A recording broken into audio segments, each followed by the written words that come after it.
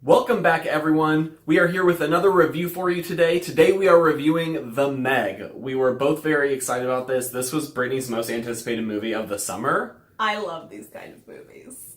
And so we're very excited going into this, and we're excited to bring our review to you. So the story of this movie is there is a master diver rescuer, which is played by Jason Statham, and he has to go into these deep, dark depths to rescue a submarine that's in trouble, and a megalodon shows up.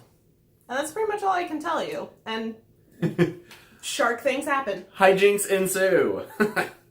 So as far as the plot of this movie goes, there's not a whole lot I can critique because as a shark movie, I don't necessarily feel like the plot does anything too out of the ordinary for your giant monster shark movie.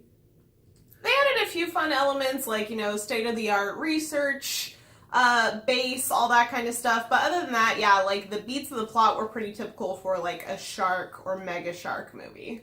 Which I also feel like you can't grade The Meg by the same standards you would judge some other movies, because going into it, I feel like with this type of monster movie, you understand it's not trying to be like an Oscar-winning film. But it's also not trying to be a Sharknado, which is important. That's true. There is just like an acceptable level of like stupidity involved in these kinds of movies, but that's what makes them fun. And I do think that the plot delivers on that. Is there's lots of crazy scenarios that happen that keep you on the edge of your seat throughout this story. I didn't feel bored throughout this movie at all.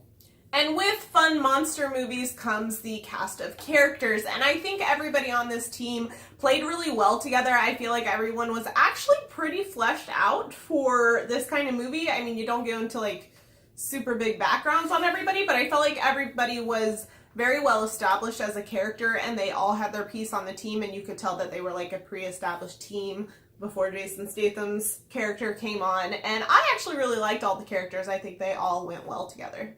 Yeah, I think in particular there were some stronger characters, such as the little girl, who, for being the little girl in a monster movie, yeah, she did really well. And as well, the female lead and Jason Statham did well. I think her name is Bing Bing. Mm-hmm. So, Bing Bing Lee, I Bing believe. Bing Lee, and I think they had the most screen time, but I also think they stole the show. But all the small characters were fun too, and I think that they held their own and offered different parts of that ragtag group. Well, you also have Rainn Wilson, who's just a hoot and a half.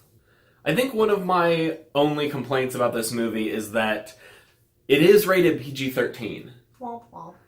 So, for a movie about a giant shark, I felt like they were held back a little bit, especially compared to even the original shark movie, Jaws. In that, in Jaws, you saw lots of bloody body parts and the carnage that the shark unleashed. And that was a normal-sized shark, just a little bigger than normal. And so for the Megalodon, there wasn't quite as much death as I wanted. I don't disagree. There were quite a few parts where I expected someone to die gruesomely or for, a shark to come out of nowhere. And that did happen sometimes, but other times it just kind of passed you by.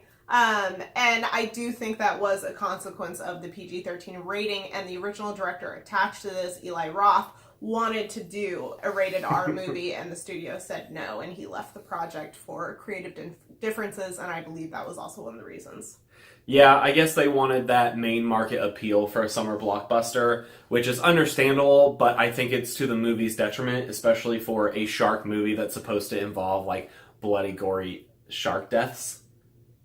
That piece is missing for me. For me to, like, really love this movie. One of the reasons I was very excited for this movie is I love, like, trashy monster movies. Like, Saturday sci-fi monster movies, like Mega Shark versus Mecha Shark and Giant Piranha and, like, all of the... I love so much. But they're so cheesy, and the CGI is so cheesy. And I was actually really excited to get a big budget movie like this because it's going to look better. And it did. I think all the CGI was very believable. I think it looked great. Apparently this is based on a book, which I was not aware of going into it. And apparently in the book, the Megalodon is described as being white, like almost albino because of it being in, like, The depths, deep water.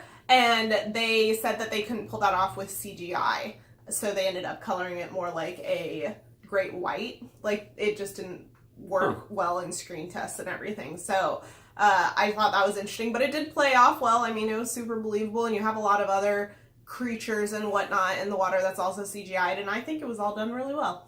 But overall, I think we both had a lot of fun watching this movie. It definitely keeps you on the edge of your seat, and there was a couple moments where I was like, oh, because you're just waiting for someone to get chomped on. And I think for a big shark movie, this movie does not hide what it's trying to be, and it delivers on what it's trying to be, and was a fun watch. I'd go see it again. I personally hope they do number 2. And it seems like it's been doing well in the box office so far, so we very well may see a number 2 of this franchise if it turns into that, and we'll probably go see it.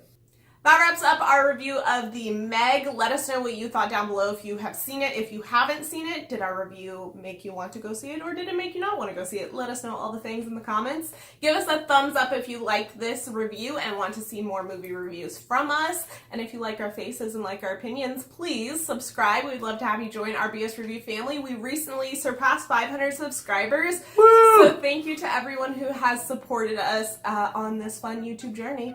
And we hope to relish with you more with all of our movie opinions. And we do have 31 Days of October videos coming up. So get excited and subscribe for more. And if you want to see any of our other videos, we have them over there. And we'll talk to you guys in our next video. Bye!